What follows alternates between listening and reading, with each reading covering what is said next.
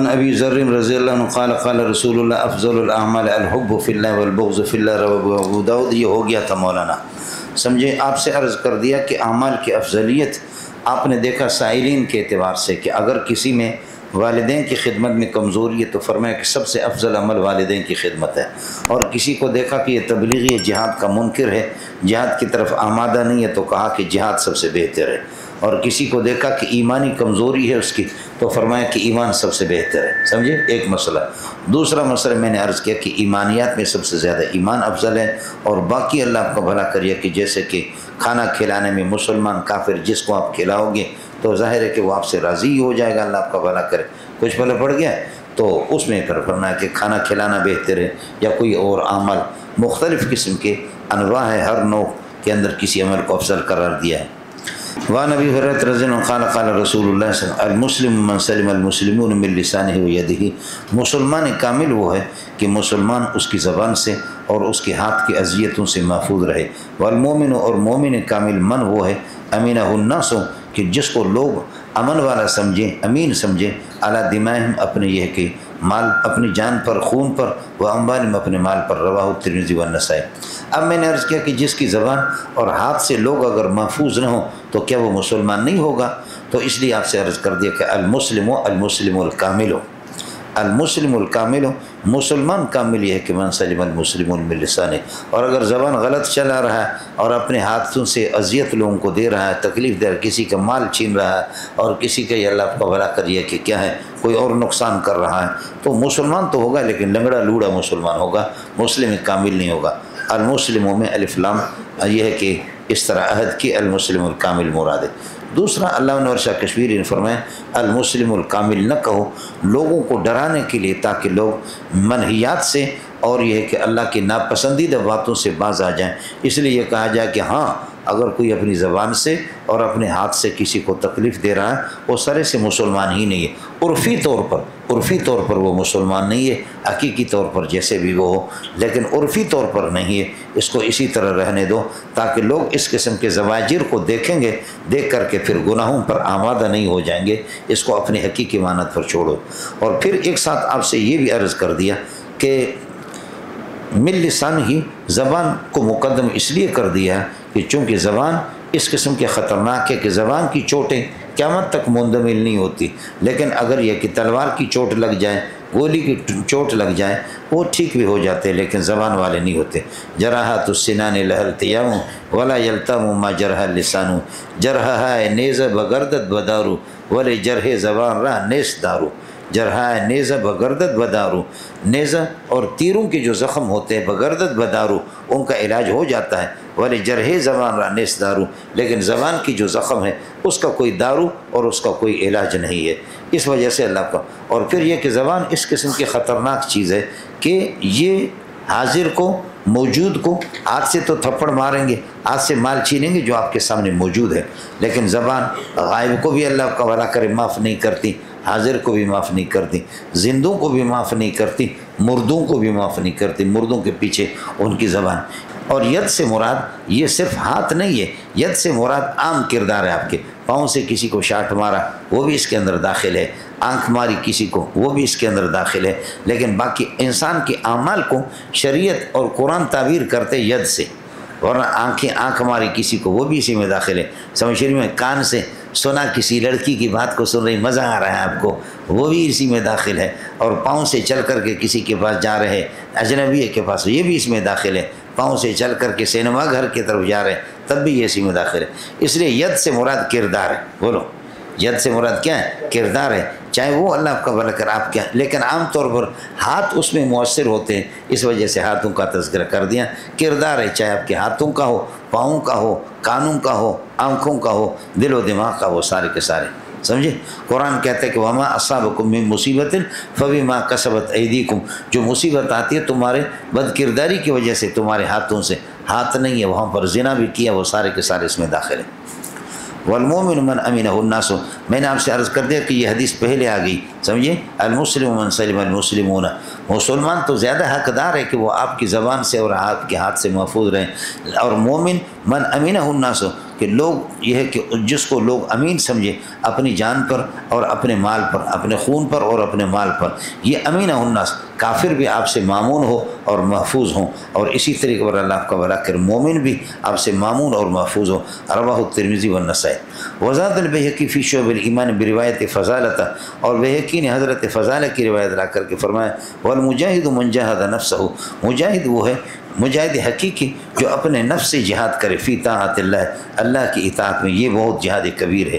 والمہاجر من حجر الخطایا والذنوب، اور مہاجر وہ ہے جو خطایا اور ذنوب کو۔ اب خیال کر لینا، ہمارے دوست کہتے کہ بھائی ارے بھائی اصل جہاد تو اپنے نفس سے جہاد کرنا ہے، اصل جہاد افغانستان میں جانے کی ضرورت کیا ہے بھائی، اپنے نفس سے جہاد کرنا ہے، سمجھ رہے ہیں؟ اس لیے میرے بھائی ہم کہتے کہ اللہ کے راستے میں چیلے لگاؤ، اللہ کے راستے میں سال لگاؤ، یہ اپنے نفس کے ساتھ جہاد ہے، نفس کو بھائی ٹھیک کرو، نفس کو، اور نفس جب ہمارا ایمان صحیح ہو جائے گا، ایمان صحیح ہو پھر جائیں گے جہاد میں، افغانستان میں جائیں گے، فلسطین میں جائیں گے، جب پہلے ایمان ہمارا بنے۔ پہلی بات یہ ہے کہ 80 سال تو کم از کم تبلیغی جماعت کو ہو گئے، 80 سال میں کسی کا ایمان نہیں بنا تو آپ بتا رہے اب تک سارے کے سارے بے ایمان ہیں۔ ابھی تک کوئی گیا نہیں ہے، جو نہیں جا رہے تھے اس کا مطلب کسی کا ایمان بنا نہیں، تو آپ خود بے ایمان، اپنے بزرگوں کو بھی کہہ رہے اور آپ خود بے ایمان ہیں۔ دوسرا مسئلہ یہ ہے کہ جہاد ایک فریضہ ہے، نماز ایک فریضہ ہے، زکوٰۃ ایک فریضہ ہے، حج ایک فریضہ۔ خیال کر لینا یہ میرے ایٹم بموں کا جواب کسی کے پاس نہیں ہے۔ یہاں جتنے ساتھی تبلیغی بیٹھے ہوئی ہیں، میں خود تبلیغی ہوں، تبلیغ میرے جماعت کے، تمہارے باپ کی نہیں ہے، لیکن جتنے بیٹھے ہوئی ہیں پورے فاتو بصورت میں مثلی ودو شہداکم من دون اللہ ان کنتم صادقین، آپ زور لگاؤ ان کا جواب دے دینا۔ بھائی جب ہمارے ایمان بنے گا، جب ہمارے ایمان کامل ہوگا تو پھر جہاد کے لیے جائیں گے، بھائی سمجھے، جہاد کے لیے پھر جہاد جائیں۔ میں عرض کر رہا ہوں کہ جہاد ایک فریضہ ہے، نماز ایک فریضہ ہے، حج ایک فریضہ ہے، روزہ ایک فریضہ ہے، زکوٰۃ ایک فریضہ ہے۔ یہ لنگڑا لوڑا ایمان، کمزور ایمان، نماز ایک فریضہ اس سے آپ کو روکتا نہیں ہے، نماز آپ اسی کمزور ایمان کے ہوتے ہوئے پڑھ رہے، زکوٰۃ اسی کمزور ایمان کے ہوتے ہوئے ادا کر رہے، روزہ اسی کمزور ایمان کے ہوتے ہوئے، یہ کمزور ایمان ان فرائض سے آپ کو روکتا نہیں ہے، تو جہاد بھی ایک فریضہ اس سے کیسے روکتا؟ کس کو سمجھ میں آ گیا؟ اس لیے یہ ایک بہانے ہیں آپ کے، جیسے کہ باقی فرائض کے لیے یہ رکاوٹ نہیں ہے ان سے، یہی کمزور ایمان کے ہوتے ہوئے آپ کر رہے ہیں، تو پھر جہاد بھی تو ایک فریضہ ہے۔ کس کو سمجھ میں آ گیا؟ بولو کس کو سمجھ میں آ گیا؟ اب دوسرا والا بتا دوں گا، ماں مر جائے گی کسی کا، اس کا جواب بھی دیکھ لیں۔ وہی بھائی نفس کے ساتھ جہاد کریں گے، نفس نماز کے لیے آمادہ نہیں، ہم کہتے چلو، نفس تہجد کے لیے تیار نہیں، ہم کہتے نفس کو کہتے چلو، نفس کے ساتھ اصل جہاد ہے۔ نفس روزے کے لیے آمادہ نہیں، ہم کہتے ہیں روزہ رکھوائیں گے بھائی۔ نفس زکوٰۃ کے لیے تیار نہیں، ہم کہتے ہیں زکوٰۃ دے دو بھائی۔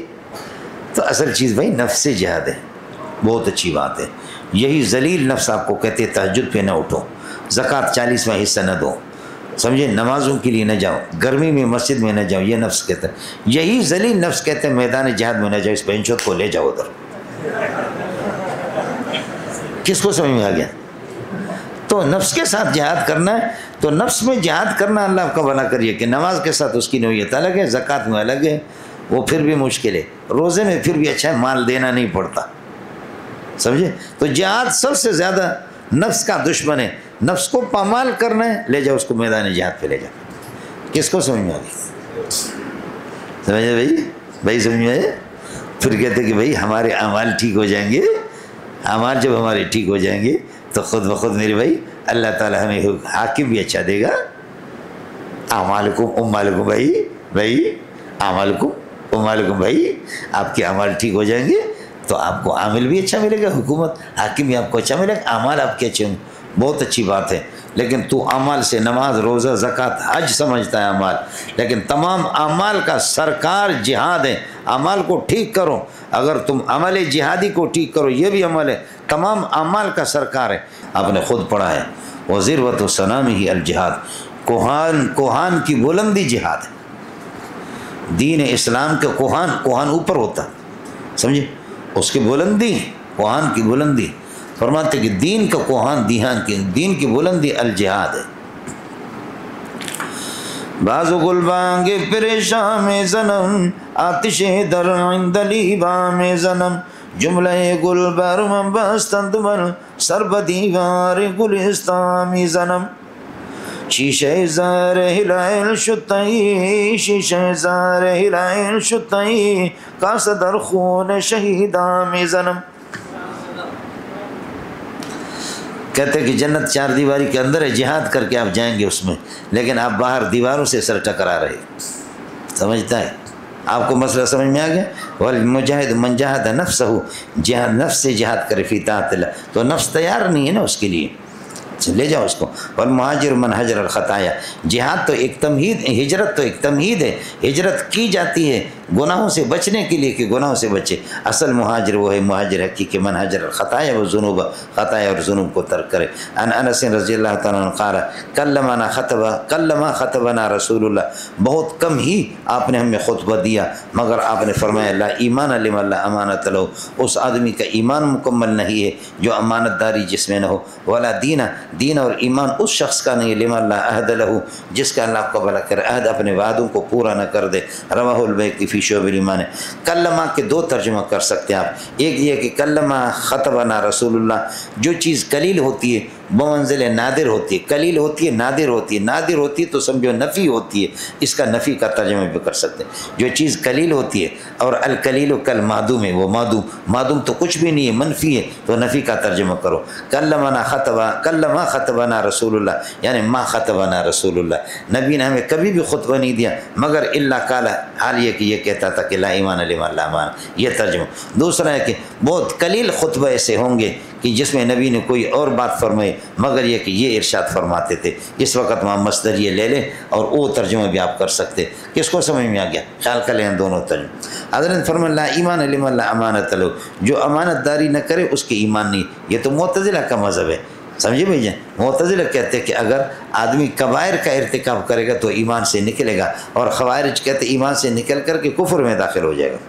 اب آپ امانت داری نہیں کر رہے، آپ کا ایمان نہیں ہے، اور اللہ آپ کا بھلا کرے آپ کے اندر عہد نہیں ہے، وعدہ کی پاسداری نہیں کر رہے تو آپ کا دین نہیں ہے۔ دین اور ایمان ہے کہ دین ایمان اسلام آپ کا نہیں ہے۔ اشکال آپ کو سمجھ میں آ گیا؟ اس میں معتزلہ اور خوارج کی تائید ہے۔ تو جواب انہوں نے نیچے لکھا ہے، لا ایمان، دو تقدیریں اس کی، ایک لا ایمان باقی لمن لا امانت لہ، جس کی امانت داری نہیں اس کی ایمان باقی نہیں رہے گا، یا صحیح نہیں رہے گا، یہ ترجمہ ہم نہیں کر رہے ہیں۔ اب لمن لا امانت لہ اس جملے کو جار مجرور صحیح اور باقین کے ساتھ متعلق نہیں کرتے بلکہ اس کو جار مجرور کاملوں کے ساتھ متعلق ہوگا۔ اب لا ایمان کامل لمن لا امانت لہ، یہ جار مجرور کاملوں کے ساتھ، جو امانت داری نہیں کرتا اس کا ایمان کامل نہیں ہے، یعنی لنگڑا لوڑا ایمان ہے لیکن کامل نہیں ہے۔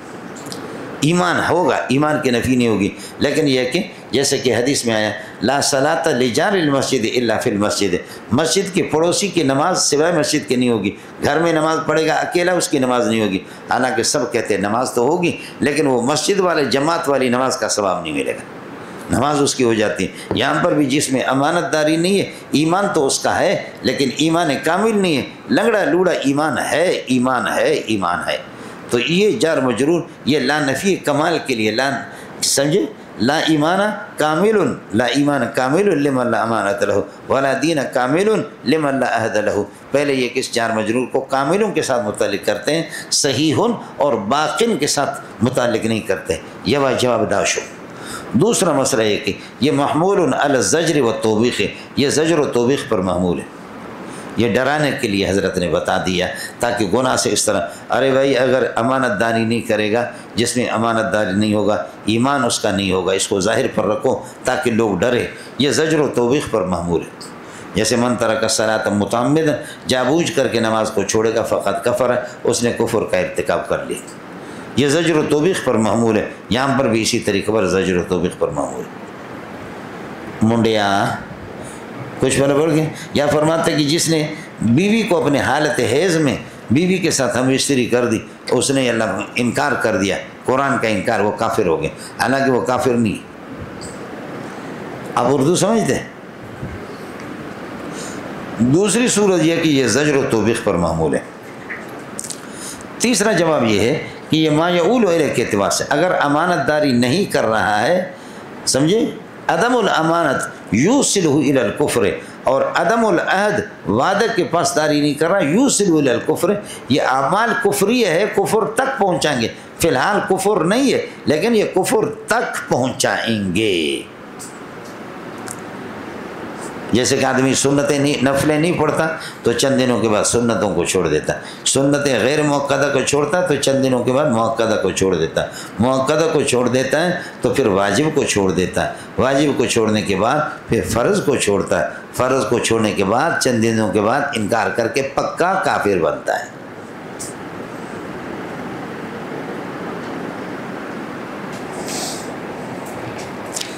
سمجھ رہی ہے کہ نہیں؟ یا اہل سنت والجماعت علماء کو یہ کہ چھوڑ دیتا ہے تو چلتے چلتے چلتے بدعتی بنتا ہے، بدعتی بن کر کے پھر اللہ خواہشات کی پیروی کر کے پھر غیر مقلد بنتا ہے، غیر مقلد بننے کے بعد پھر وہ منکر حدیث بنتا ہے، منکر حدیث بننے کے بعد اسپیشل کافر بنتا ہے۔ یہی ترتیب ہے، سمجھ رہی ہے؟ ایجنڈا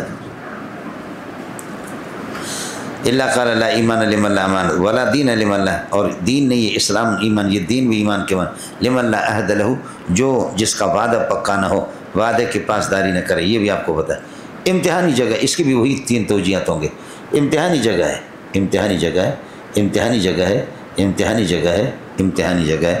رواہ البیہقی فی شعب الایمان۔ بسم اللہ الرحمن الرحیم۔ الفصل الثالث عن عبادة بن صامت رضی اللہ تعالیٰ عنہ قال سمعت رسول اللہ صلی اللہ علیہ وسلم یقول من شہد لا الہ الا اللہ، جو اس بات کی گواہی دے دے کہ اللہ کے علاوہ کوئی معبود نہیں ہے، وَأَنَّ محمد رسول اللہ، محمد اللہ کی رسول ہے، حرم اللہ علیہ النار، اللہ تعالیٰ اس پر یہ ہے کہ جہنم کو حرام قرار دیں گے۔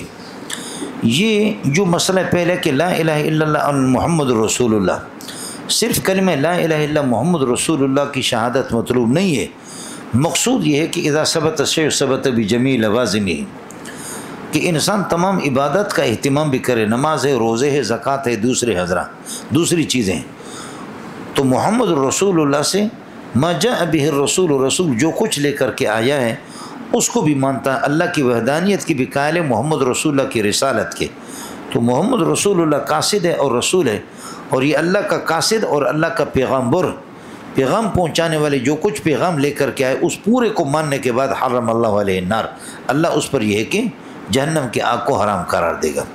خلاصہ یہ نکلا کہ ان محمد رسول اللہ، یہ لا الہ الا اللہ اور محمد رسول اللہ سے صرف یہ کلمہ مراد نہیں ہے، بلکہ یہ کہ بجمیع لوازم ہی، اس کے تمام لوازمات ہی مراد ہے جو پہلے آپ کے سامنے گزرا۔ دوسرا مسئلہ یہ ہے کہ یہ اس وقت ہے کہ جب کہ باقی احکام کی فرضیت نہیں ہوئی تھی، اور تیسرا مسئلہ یہ ہے کہ اللہ آپ کا بھلا کرے، جو لا الہ الا محمد رسول اللہ پڑھتا ہے اور مرتا ہے، دیگر احکام شریعہ پر عمل کرنے کا موقع اس کو نہیں ملتا، تو وہ جہنم کی آگ اس پر حرام ہے، انشاءاللہ جنت میں جائے گا۔ چوتھی بات یہ ہے کہ حرم اللہ علیہ النار، حرمت ابدیت کی نفی ہے، ابدیت کی حرمت ہے کہ ہمیشہ جہنم میں رہے، اس طرح نہیں ہوگا۔ اگر لا الہ الا محمد رسول پڑھتا ہے تو ابدیت ہمیشہ ہمیشہ کے رہے، جہنم میں رہے، اس طریقہ پر نہیں ہوگا۔ باقی ابتداء دخول کی نفی نہیں ہے، ابتداء ہو سکتا ہے کہ وہ داخل ہو جائے، سمجھے؟ اور پھر ملنگو مسئلہ سمجھو، ایک اللہ کا فضل ہے اور ایک اللہ کا عدل ہے، سمجھے؟ ایک اللہ کا فضل ہے، ایک عدل ہے۔ عدل اللہ کا یہ ہے کہ یہ دنیا دار الاسباب ہے اور آخرت اس کا نتیجہ ہے۔ اگر آپ اعمال کا اہتمام کریں گے، اگر اعمال کا اہتمام کریں گے تو انشاءاللہ اللہ اپنے عدل کے اعتبار سے آپ کو جنت میں داخل کر دیں گے، اور اگر اعمال کو آپ چھوڑ دیں گے، نمازیں، روزے، زکوٰۃ، صرف کلمہ لا الہ الا محمد رسول اللہ پڑھ رہے ہیں، تو آپ کی مغفرت ابتداء ہو جائے اور جنت میں چلے جائیں، یہ کوئی ضروری نہیں ہے۔ عدل کے اعتبار سے آپ بچیں گے نہیں، ہاں اگر اللہ فضل اور مہربانی کرے تو ٹھیک ہے، سمجھ رہے ہیں؟ جیسے کہ کچھ طلبہ غیر حاضری کرتے ہیں تو عدل اور ضابطہ کے اعتبار سے ان کا اخراج ہوگا، وہ بچیں گے نہیں، وہ ان کی وہ سزا کے قابل ہے اور ان کے لیے سزا واجب ہے جو غیر حاضری کرتے ہیں اور قواعد کی پابندی نہیں کرتے، لہذا ان کے لیے اخراج ہے۔ عدل یہی ہے، قانون یہی ہے، باقی اللہ آپ کا بھلا کریے کہ فضل اگر محتم فضل فرمائیے ناظم تعلیمات، اور ظاہر ہے کہ فضل بھی کس پر ہوتا ہے؟ چمچوں پر ہوتا ہے، سمجھ رہی ہیں کہ فضل تو چمچوں پر ہوتا ہے، تو یہ جندا پتر ہے۔ بہرحال عدل یہی ہے کہ عدل کہتے ہیں۔ یہ 3-4 باتیں اس حدیث میں، رواہ مسلم۔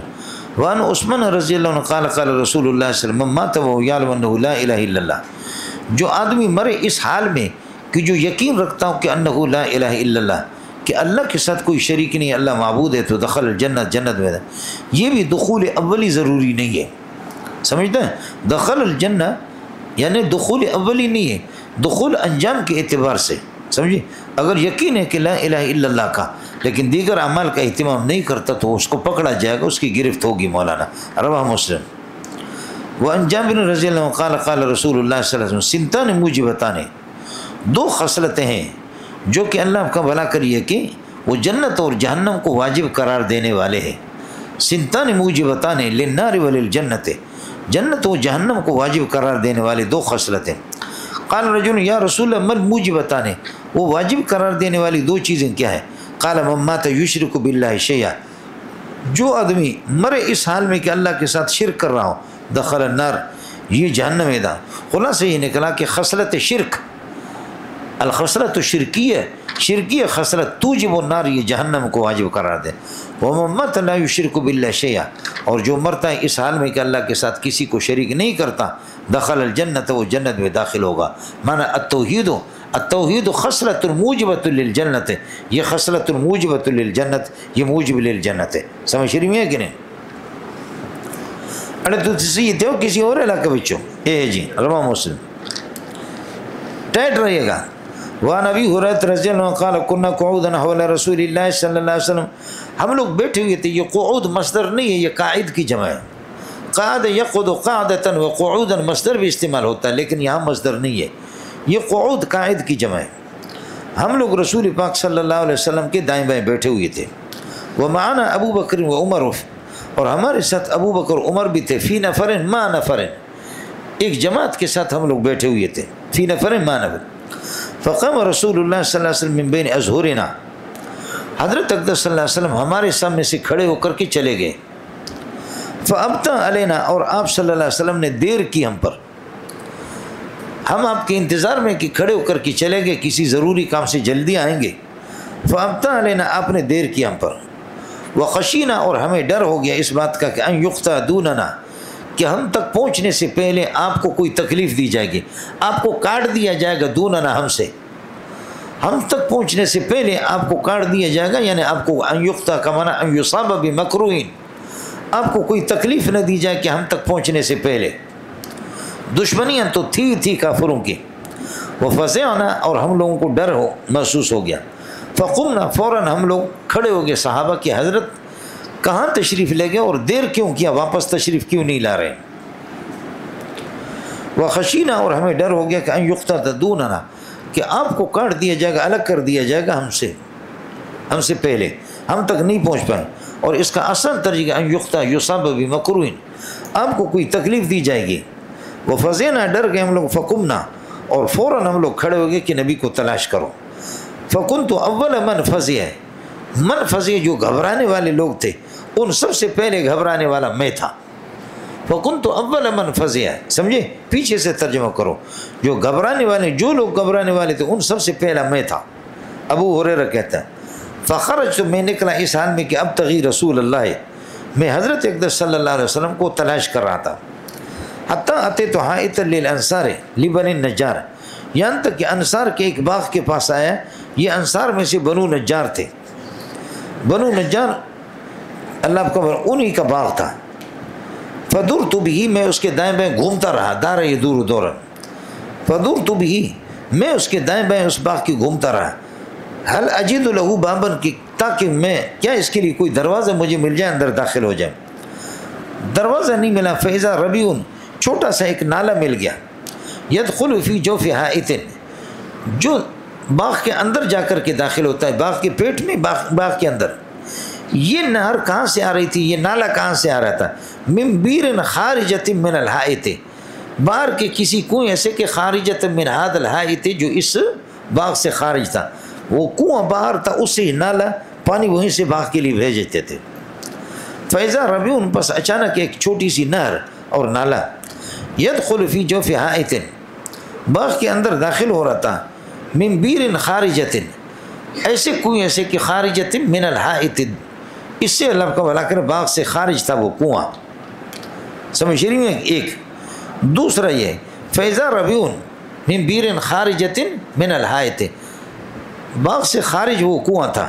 دوسرا فیضا ربیون یدخل فی جوف حائط من بیر خارجہ، اب کیا عرض کرو، من بیر خارجہ، بس ایک نالا داخل ہو رہا تھا باغ کے اندر، من بیر کنویں کی جانب سے، کنویں کی جانب سے آ رہا تھا، خارجہ خارج الحائط، خارجہ پڑھیں گے، خارجہ خارج، من بیرن کو تنوین پڑھو گے، من بیرن خارجہ، وہ اس باغ سے باہر کنویں سے آ رہا تھا، سمجھے، خارجہ خارج الحائط.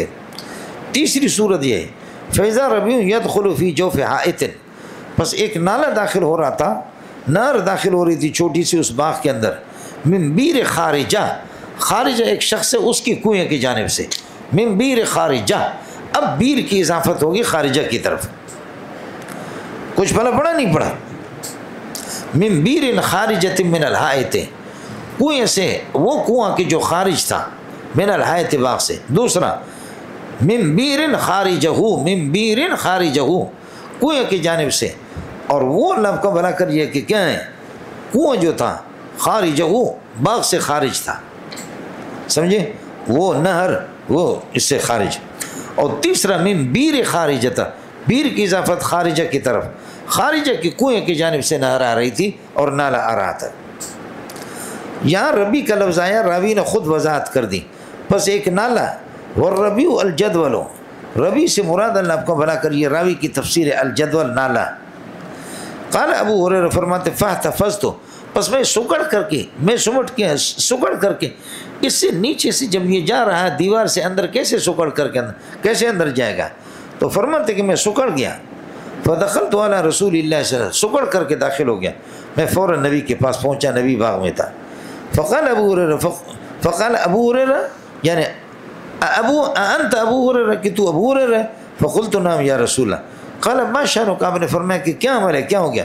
قلت كنت بین اظہرنا، حضرت آپ ہمارے سامنے تھے، فقمت، آپ وہاں سے کھڑے ہو گئے، فابطأت علینا، اور آپ نے تاخیر کر دی، فخشینا ان تقتطع دوننا، ہمیں ڈر ہو گیا کہ آپ کو الگ کر دیا جائے گا ہم سے، کاٹ کر کے مانا کہیں مصیبت کوئی آپ کو نہ پہنچے. ففزعنا، پس یہ ہے کہ ہم گھبرا گئے. فکنت اول من فزع، باقی ساتھی بھی گھبرا گئے، گھبرانے والوں میں سے سب سے پہلا میں ہوں. فاتیت هذا الحائط، اس دیوار پہ میں آ گیا. فاحتفظت، میں اس طریقے پر اللہ آپ کا بھلا کرے، اس طریقے پر لیے کہ میں سکڑ گیا، کما یحتفظ الصالح، جیسے کہ گیدڑ سکڑ کر کے یہ کہ چھپتا ہے. وہؤلاء الناس ورائی، باقی صحابہ میرے پیچھے آ رہے ہیں حضرت. فقال یا ابا ہریرہ، آپ نے فرمایا ابو ہریرہ، واعطانی نعلہ، اور آپ اپنے نالین مبارک مجھے دے دیں. فقال اذهب بنعلی ہاتین، میرے ان دونوں جوتیوں کو لے جاؤ. فمن لقیک من وراء هذا الحائط، اس دیوار اس باغ کے پیچھے جو بھی آپ کو ملے، یشہد ان لا الہ الا اللہ، جو لا الہ الا کی گواہی دیتا ہوں اس حال میں کہ یشہد سے حال ہے، مستیقنا بہذه الکلمۃ لا الہ الا کے ساتھ یقین رکھتا ہوا، قلب اس کا دل، قلب فاعل مستیقن کا، فبشروا بالجنت، اس کو جنت کی خوشخبری سنا دو. جاؤ اس باغ سے باہر کوئی بھی بندہ آپ کو مل جائے نا، لا الہ الا دل کی گہرائی سے یقین کے ساتھ پڑھ رہا ہے، اس کو جنت کی خوشخبری سنا دو.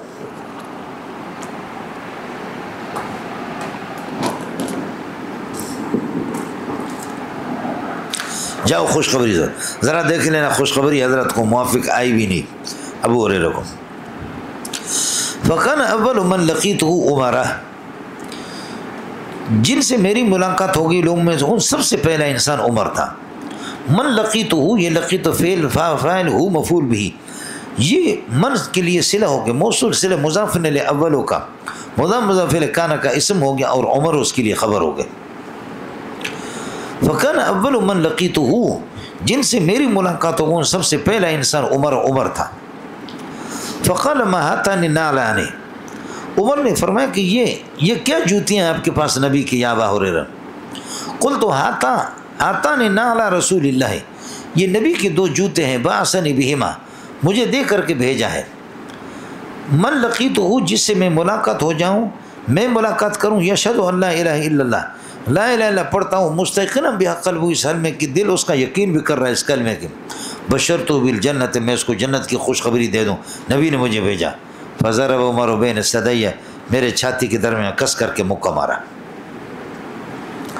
فضرب عمر بین ثدی، میرے پستانوں کے درمیان یعنی چھاتی پہ مجھے آپ نے مارا، فخررت لاستی کا معنی علی استی، میں سرین کے بل گر پڑا، ایسا عمر نے مارا مجھے، فقال ارجع، جا واپس، یا ابو ہریرہ، واپس ہو جا ابو ہریرہ،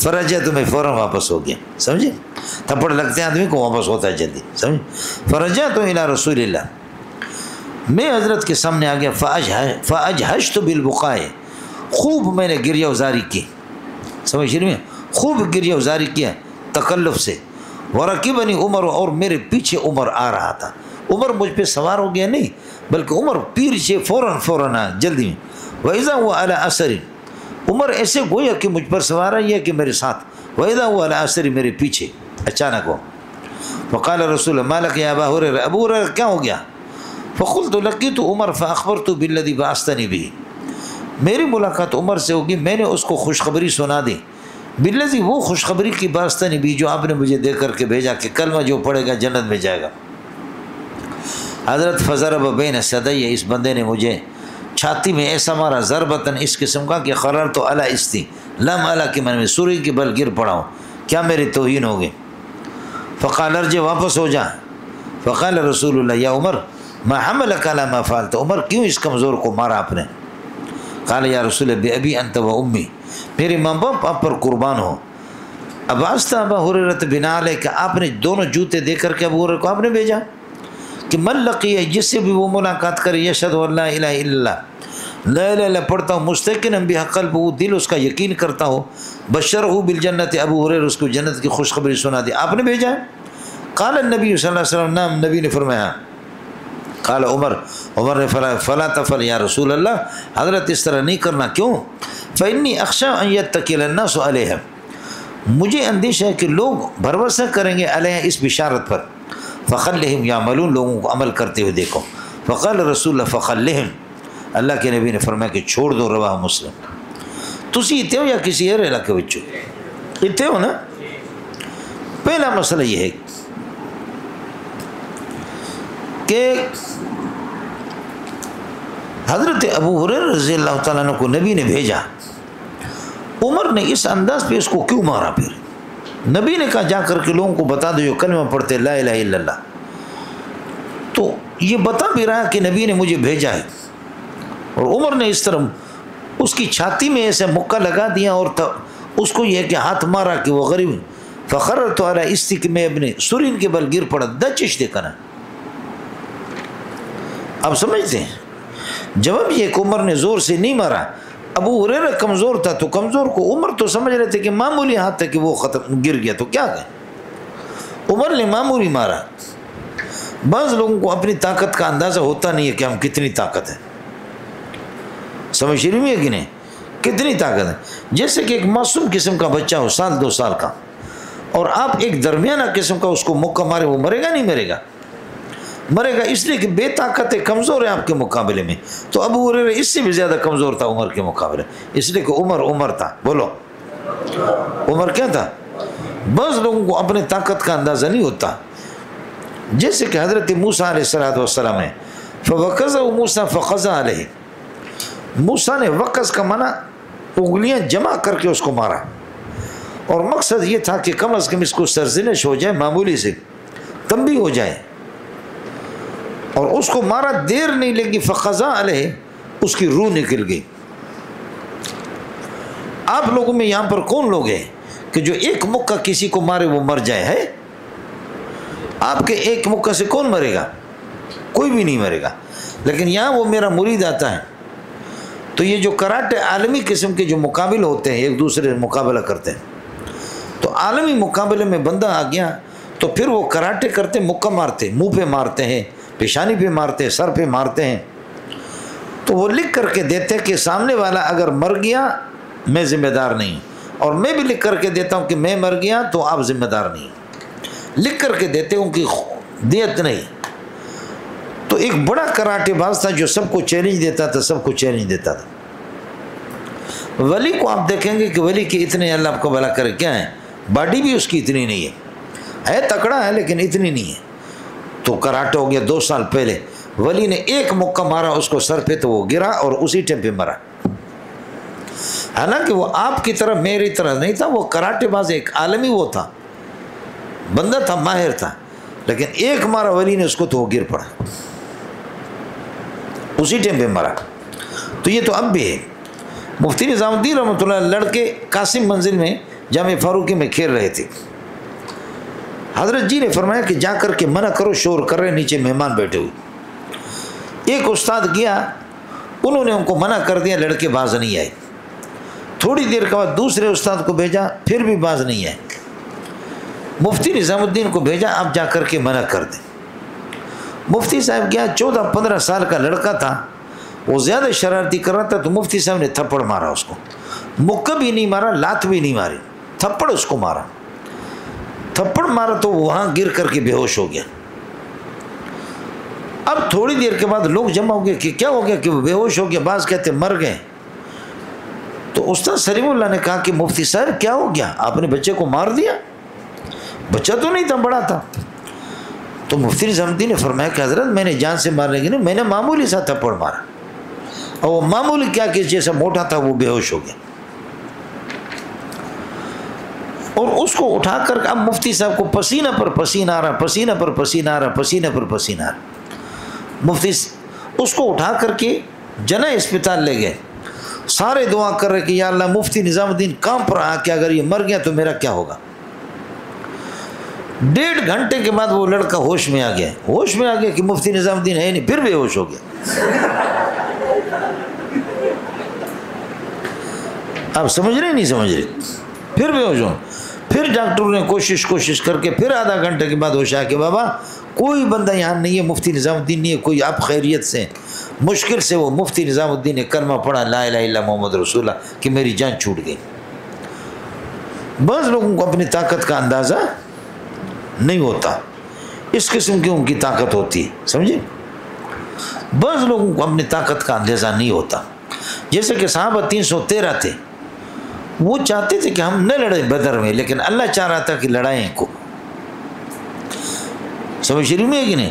اذ یعدکم احدی الطائفتین انھا لکم وتودون ان غیر ذات شوکت، اور آپ پسند کرتے تھے کہ غیر مسلح جماعت ابو سفیان کو ہم اس کو یہ کر دیں، مال غنیمت اس سے لے لیں، ان کو ماریں، ان کے اونٹوں کو وہ کر دیں، غنیمت کے طور پر لے لیں، لیکن اللہ تعالیٰ چاہ رہا تھا کہ آپ کو لڑائیں تاکہ آسمان کو بھی پتہ چلے، فرشتوں کو بھی پتہ چلے کہ محمد کی جماعت ہے، خدا کی جماعت ہے۔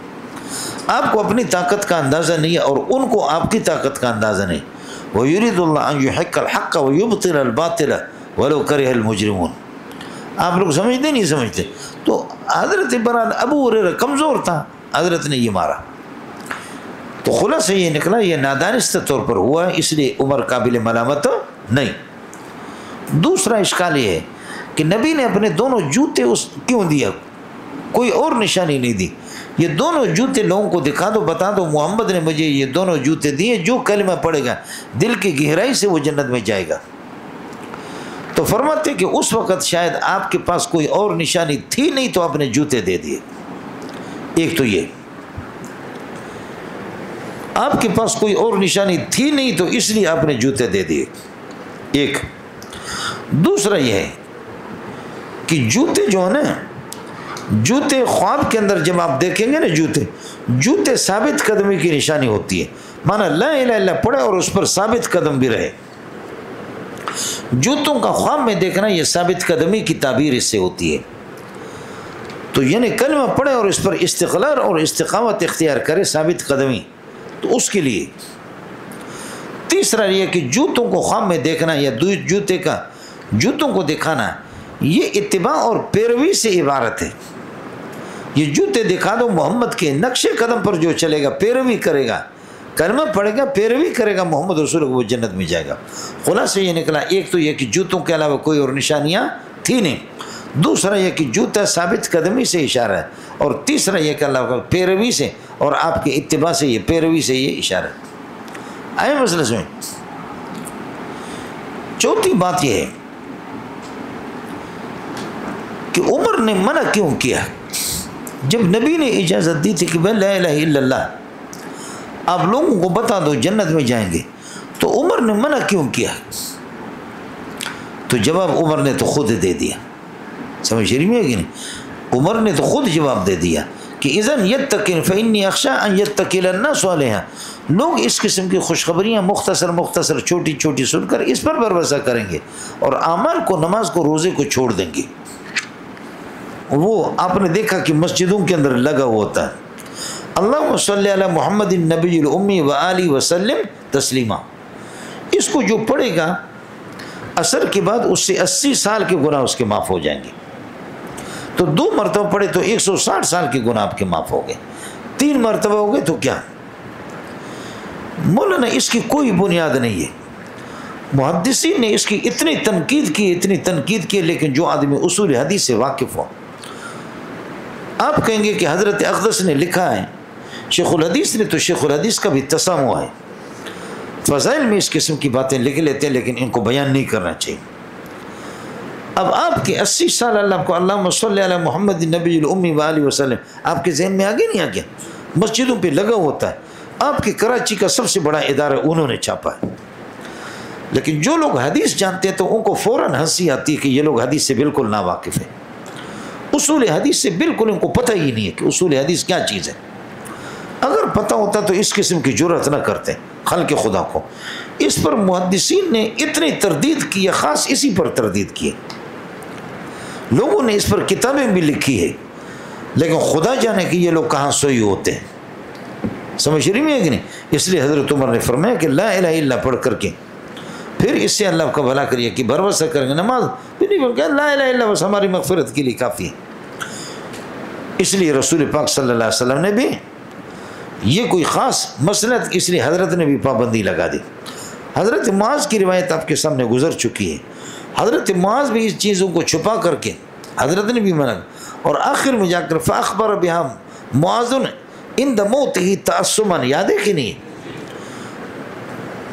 پھر لوگوں میں جب رسوخ آ گیا، اللہ کی معرفت اور عمل کی اہمیت آ گئی، تو پھر تو یہ بتا دی، لیکن عام حالات کے لوگوں کو اس طریقے پر بتا دینا، لیکن وہ بھی 80 سال والا نہیں ہے، سمجھ رہی ہے کہ یہاں مسئلہ اللہ کا بھلا کرے 80 سال والا آ جاتا ہے، خدا ہی آپ لوگوں کو سمجھائے۔ تو حضرت عمر جو ہے نا وہ رازدار شریعت تھے، رازدان شریعت تھے، تو اس وجہ سے انہوں نے جو منع کیا، اور حضرت صلی اللہ علیہ وسلم کے خود مزاج کے مطابق، اور حضرت نے فقال رسول فخلہم، آپ نے فرمایا کہ بس چھوڑ دو۔ وعن معاذ بن جبل قال قال رسول اللہ صلی اللہ علیہ وسلم، اللہ کے نبی نے فرمایا کہ مفاتیح الجنت شہادت اللہ، جنت کی چابیاں شہادت لا الہ الا اللہ۔ ٹھیک ہے آخر میں جنت مل جائے گی، لیکن ابتداء اگر آدمی نماز نہ پڑھے تو جنت نہیں، جہنم کی سزا۔ رواہ احمد۔ اب یہاں مفاتیح الجنت مبتدا ہے، جمع ہے، اور خبر اس کی شہادت و مفرد ہے، حمل المفرد علن، تو اب جمع بھی یہ دے دے کہ شہادت، ان شہادت عبارت عن الجنس، جنس ہے، یطلق علی القلیل والکثیر، قلیل اور کثیر پر اس کا اطلاق، تو اس لیے اللہ کا مفاتی پر اس کا عمل درست ہے، ہو سکتا ہے، فلا تو گڑ گڑ نہ کرو۔ اڑے کچھ بولے پڑا۔ وان عثمان رضی اللہ عنہ قال ان رجالا، حضرت عثمان کے حالات آپ کے سامنے گزر چکے ہیں، قال ان رجالا من اصحاب النبی صلی اللہ علیہ وسلم، کچھ صحابہ ہی نہ توفیہ، جب آپ صلی اللہ علیہ وسلم کا انتقال ہو گیا، حزنوا علیہ، آپ پر سخت پریشان ہو گئے، غمگین ہو گئے، حتیٰ کاد بعضهم یوسوس، یہاں تک کہ قریب تھا کہ بعض ان میں سے وسوسہ کے اندر پڑ جائے، وسوسہ دوسروں کو نہ ڈالے بلکہ وسوسہ میں پڑ جائے۔ یوسوس فی صدور الناس کا تو معنی ہے وسوسہ ڈالنا، یہاں پر یوسوس کا معنی وسوسہ میں پڑنا۔ قریب تھا کہ آپ صلی اللہ علیہ وسلم کی وفات کے بعد بعض لوگ وسوسہ میں پڑے، وسوسہ میں اس طرح پڑھیں کہ شارع علیہ السلام چلے گئے، تو اب کس کی شریعت، اب شریعت کا کیا ہوگا، دین کا کیا ہوگا، آپ اردو سمجھتے ہیں، تو یہ ان کو وسوسہ میں پڑے۔ حتیٰ کاد، قریب تھا کہ بعض یوسوسوں کی وسوسہ میں پڑے لیکن پھر نہیں پڑے۔ قال عثمان وکنت منہم، اور ان میں سے یہ کہ میں ہی تھا، وسوسہ میں پڑا یا قریب تھا۔ فبین انا جالس مر علیہ عمر وسلم، میں اسی پریشانی کے دوران بیٹھا ہوا تھا کہ حضرت عمر مجھ پر گزرا، وسلم سلام کیا، فلم اشعر مجھے پتہ نہیں چلا، فلم اشعر بہی کا معنی بمرورہی، حضرت عمر کے گزرنے کا اور سلام کرنے کا مجھے کوئی پتہ نہیں چلا، پریشانی میں ہو جاتا ہے، یا پریشانی میں ہوتا ہے یا توجہ ادھر نہیں ہوتی، جیسے آپ کے گھنٹے کا سبق ہوتا ہے لیکن الحمدللہ آپ کو بعض کو پتہ ہی نہیں چلتا، اس لیے کہ دھڑا ادھر ہے زڑا کسی اور جگہ ہے، دھڑا ادھر اور کیا ہے، زڑا کسی اور جگہ ہے۔ قریب تھا کہ بعض ان میں سے وسوسے میں پڑے کہ اس دین کا کیا ہوگا۔ قال عثمان وکنت منہم، میں بھی انہی میں سے تھا، فبین انا جالس، اسی دوران میں بیٹھا ہوا تھا، مر علیہ عمر وسلم، عمر گزرا اور سلام کیا، فلم اشعر بمروری و بسلامہ، آپ کے گزرنے کا اور آپ کے سلام کا مجھے پتہ نہیں چلا۔ فاشتکا عمر الی ابی بکر، عمر جا کر کے ابو بکر سے شکایت کی کہ عثمان کو کیا ہوا، میں مسلمان نہیں ہوں کہ سلام کرتا ہوں سلام کا جواب نہیں دیتا۔ ثم اقبلا، پھر یہ دونوں کی طرف میرے طرف متوجہ ہو کر کے آگے، حتی سلم علیہ جمیعا، دونوں نے سلام کیا۔ فقال ابو بکر نے کہا، ما حملک، آپ کو کیا ہو گیا کہ اللہ ترد علی اخیک عمر سلامہ، کہ آپ اپنے بھائی عمر پر سلام کا جواب نہیں دے رہے۔ قلت ما فعلت، میں نے کہا مجھے کبھی سلام کیا نہیں، میں نے اس طرح کیا بھی نہیں، یہ ہے آدمی کہے۔ فقال عمر بلا، عمر نے فرمایا کیوں نہیں، واللہ لقد فعلت، آپ نے اس طرح کیا، سلام کا جواب نہیں دیا، میں نے آپ کو سلام کیا تھا۔ قال عثمان نے کہا قلت واللہ ما شعرت، مجھے تو کوئی پتہ نہیں چلا، انک مررت، کہ تو گزرا، وما شعرت انک سلمت، اور مجھے اس کا بھی پتہ نہیں چلا کہ تو نے سلام کیا۔ قال ابو بکر صدق عثمان، ابو بکر نے کہا کہ عثمان ٹھیک کہہ رہا ہے، پریشانی کے عالم میں اس غریب کو پتہ ہی نہیں چلا تو کیا کرے گا۔ قال ابو بکر صدق عثمان قد شغلک عن ذلک امر، جی ہاں عثمان آپ ٹھیک کہہ رہے ہیں، قد شغلک عن ذلک، اس شعور سے اور پتہ چلنے سے کہ سلام کا آپ کو کسی بڑے حادثہ نے آپ کو مصروف کر کے رکھا تھا، وہ نبی کی وفات ہے۔ فقلت اجل، میں نے کہا، حضرت عثمان کہتے جی ہاں۔ قال ما ہوا، کیا ہے، کیوں آخر آپ پریشان، زیادہ پریشان ہم سب ہیں۔ قلت، میں نے کہا کہ توفى اللہ تعالی نبیہ قبل ان نسألہ عن نجات هذا الامر، اللہ نے اپنے نبی کی روح کو لے لیا اس سے پہلے کہ نبی سے ہم پوچھے کہ ان نجات هذا الامر، امر دین، امر دین میں نجات کیا ہے، یعنی امر دین میں نجات کس چیز سے مل جائے گی، آدمی کس طرح نجات حاصل کرے گا اور سرخرو ہو کر کے اللہ کے سامنے کیسے جائے گا۔ توفى اللہ تعالی نبیہ، اللہ نے اپنے نبی کو وفات دے دی، قبل ان نسألہ عن نجات هذا الامر، اس امر دین یا اس امر حائل، اس قسم کے حادثے سے نجات کی کیا صورت ہوگی آپ کے بعد بھی ہم۔ قالوا ابو بکر نے فرمایا قد سألته عن ذلك، میں نے خود پوچھا، پریشان نہ ہو، انسان کی نجات کس طرح دین میں اسلام میں رہتے ہوئے کس طرح نجات ہو سکتی ہے، وہ میں نے پوچھا ہے۔ فقمت الیہ، عثمان کہتے کہ میں ابو بکر کی طرف فوراً کھڑا ہو گیا، وقلت له، میں نے کہا کہ بأبی انت و امی، میرے ماں باپ آپ پہ قربان ہو، انت احق بہا، آپ اس کا زیادہ حقدار ہے، یعنی انت اسبق الی الہدایت، آپ اسبق بھی ہے، اور والیق، اور آپ یہ کہ اللہ کو اس کے لائق بھی ہے، حقدار ہیں، بتا دو کیا ہے نجات کس طرح ہو سکتی ہے۔ قال ابو بکر قلت یا رسول اللہ، ابو بکر کہتے میں نے خود نبی سے پوچھا تھا، یا رسول اللہ ما نجات هذا الامر، امر دین میں نجات کا کیا ہے، اس کا طریقہ۔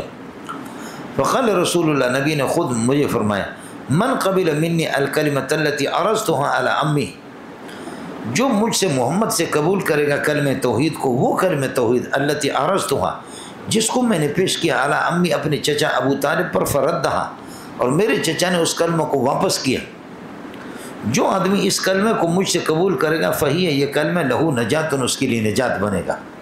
رواه احمد۔ ظاہر ہے کہ میرے چچا کی عمر 75 سال 80 سال کی اس کی عمر تھی، 70 سال کی ابو طالب کی، اس کی زندگی کفر میں گزر گئی، لیکن آپ نے فرمایا کہ یا عمّ، چچا جان، قل کلمۃ، یہ کلمہ لا الہ الا اللہ محمد رسول اللہ پڑھو، احاج لک بہا عند اللہ، احاج کا معنی احاجج، میں حجت بازی کروں گا، اے اللہ اس نے میری مدد بھی کی زندگی میں، لوگوں کے دشمنوں کے وار سے اور ان کے حملوں سے مجھے بچایا بھی، میرا تعاون بھی کیا ہے، یہ میرا چچا ہے۔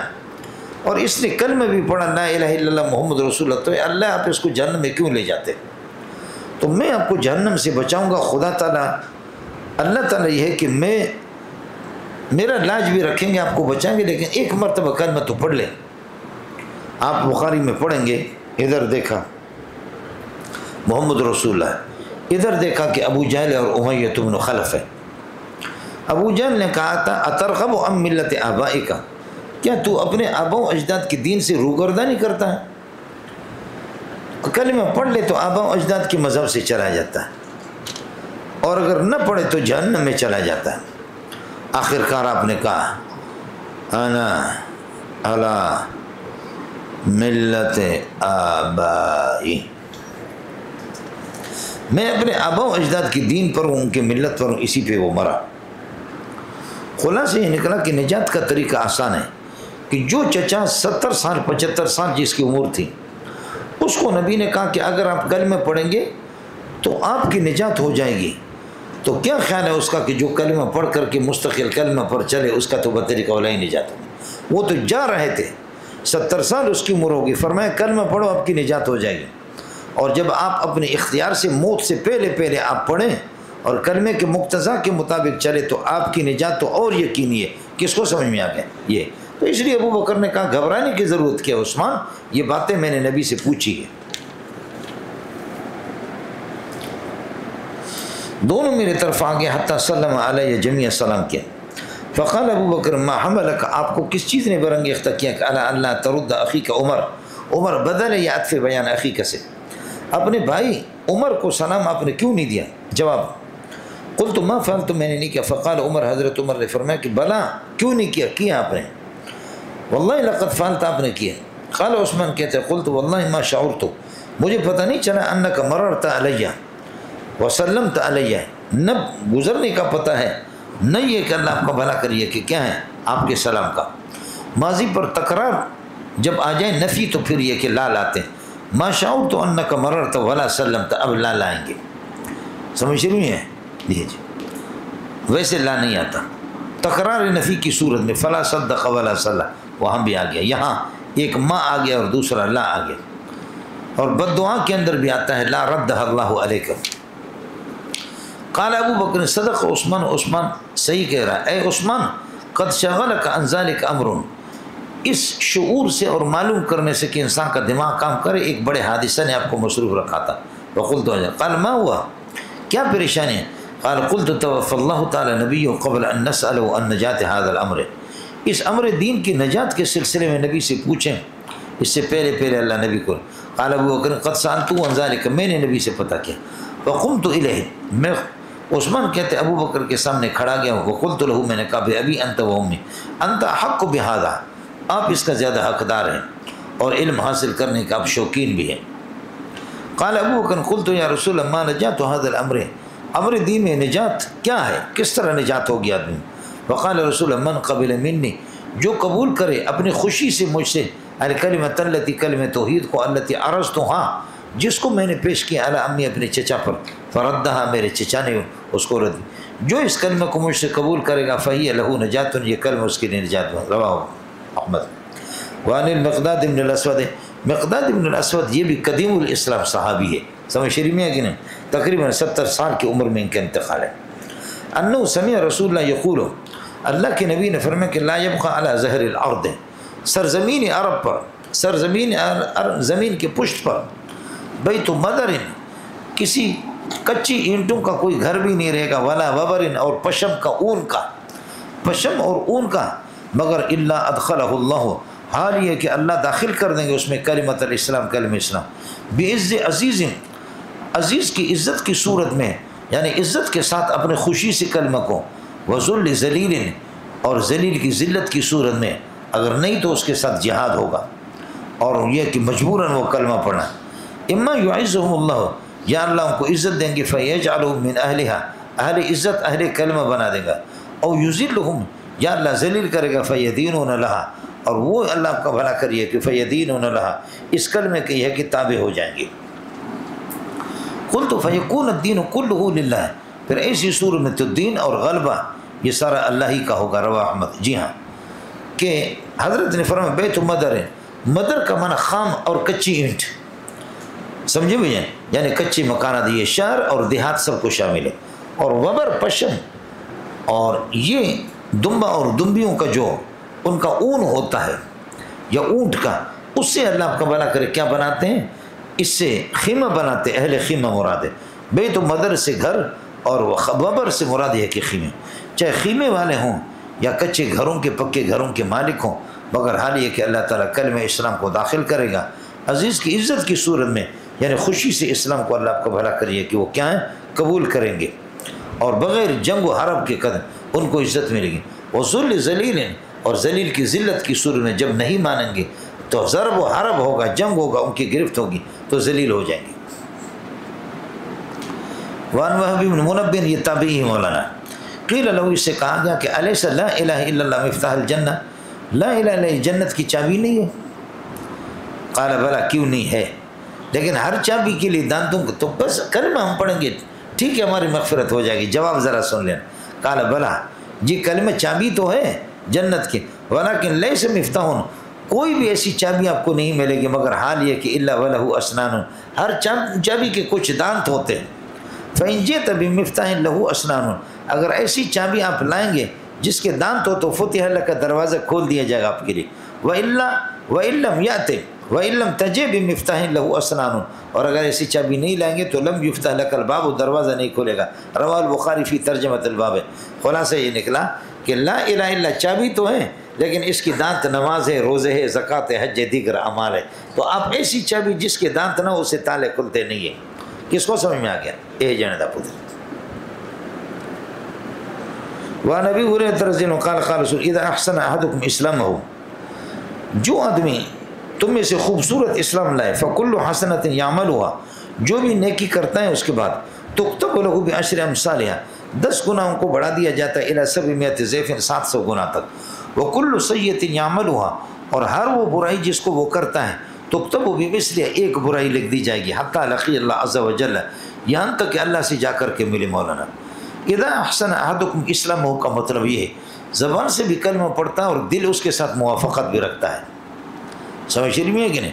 زبان سے کلمہ بھی پڑھتا ہے اور دل اس کے ساتھ موافقت بھی رکھتا ہے، تو پھر یہ جو اسلام ہے، یہ اسلام حسین اسلام ہے، یہ احسن اسلام، و اسلام آپ کا خوبصورت ہے.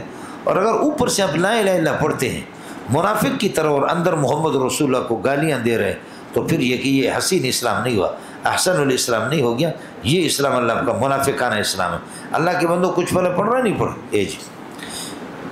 اسلام سے پہلے آپ نے جو کچھ کیا ہے، جتنے گناہ کیے صغیرہ کبیرہ، بشرطے کہ حقوق العباد سے ان کا تعلق نہ ہو، تمام گناہ ظاہر ہے کہ کفر کی حالت میں آپ نے کیے. اسلام قبول کرنے کے بعد الاسلام یہدم ما کان قبلہ والہجرۃ تہدم ما کان قبلہ، آپ نے پڑھا ہے، 2 دن کا تو سبق ہے. اسلام سے سارے گناہ معاف ہو جاتے ہیں، لیکن اس سے پہلے جو کچھ آپ نے کیا ہے.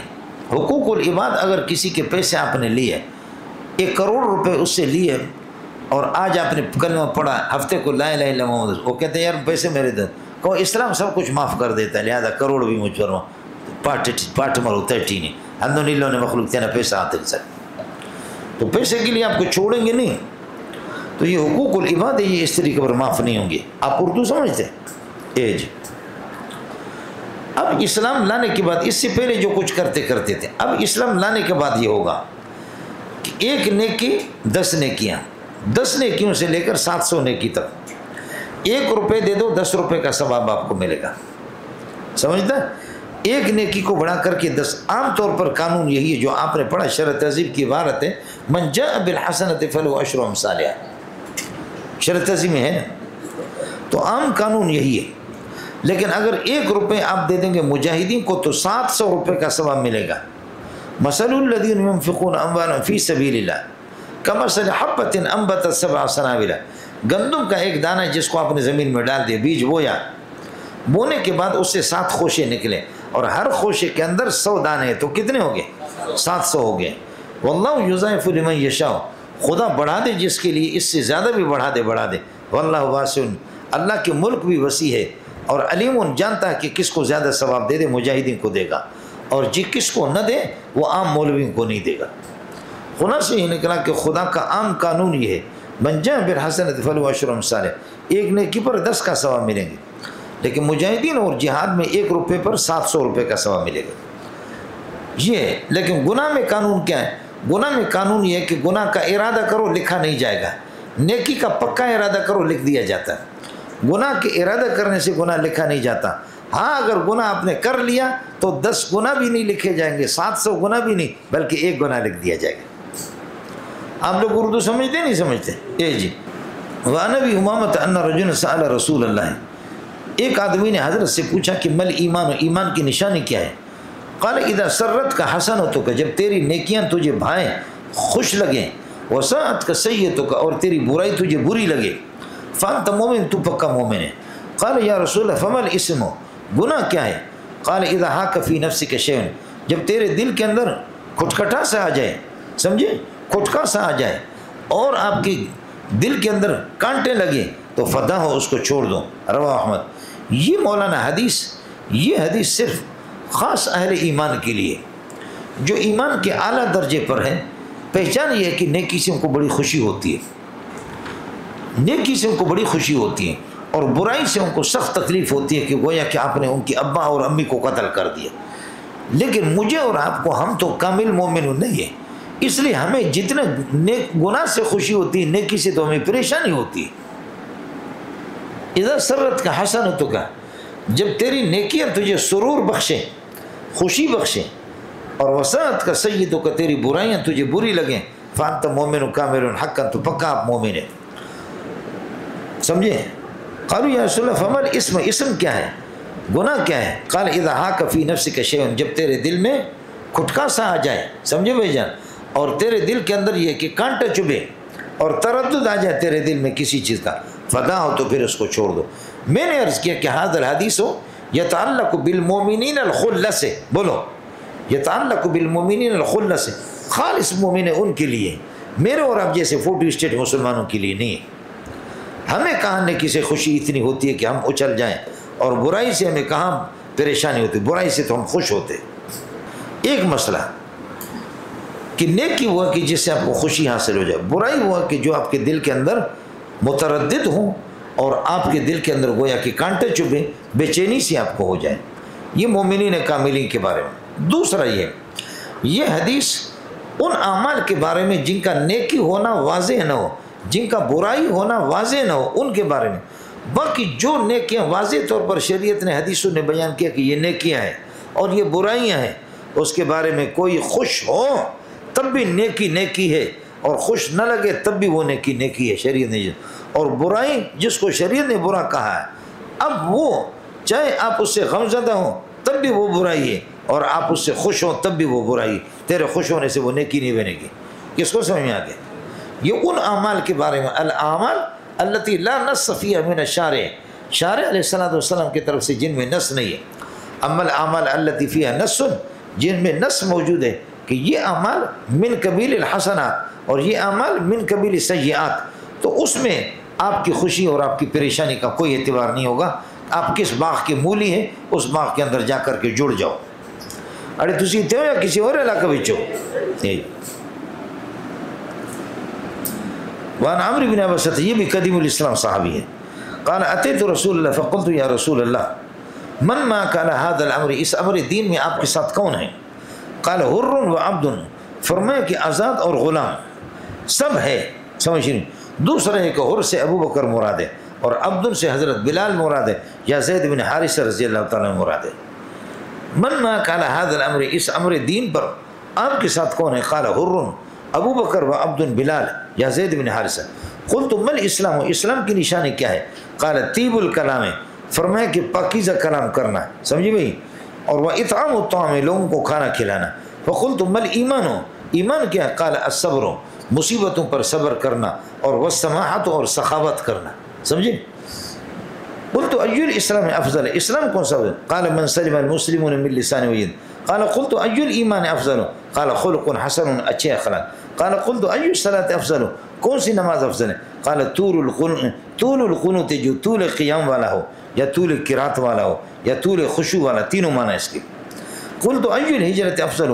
قال ان تہجر ما کرہ ربک، ہجرت یہ ہے کہ بہترین ان تہجر کمانا ان تترو کا آپ چھوڑ دیں ماں ان برائیوں کو کہ کرہ ربک کا جن کو اللہ ناپسند کرتا ہے.